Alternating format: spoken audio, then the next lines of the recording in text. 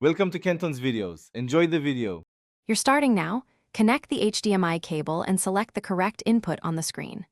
On Windows, go to Settings, System, Display. On Mac, open System Settings, Displays. Once done, detect displays or press the Detect/Arrange button so the computer sees the HDMI output. Make sure you choose the display you want to adjust, not the laptop screen. This step ensures you're working on the right output before changing resolution or scaling, which prevents accidental missizing. Now change resolution and scaling while watching the screen. You should pick the display's native resolution first. If text is tiny, increase scaling to 125% or 150%.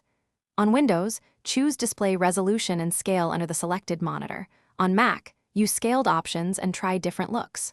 Once changed, confirm. Many systems give a 15-second revert option. For TV, match 720p, 1080p, or 4K to the TV's native mode. This reduces overscan and keeps sharp edges.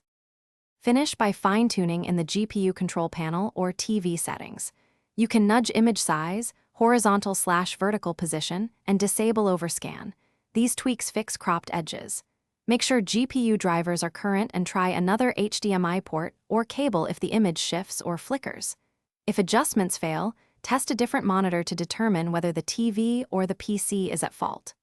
One key tip: reboot after driver updates, then recheck resolution and scaling to lock in the correct screen size.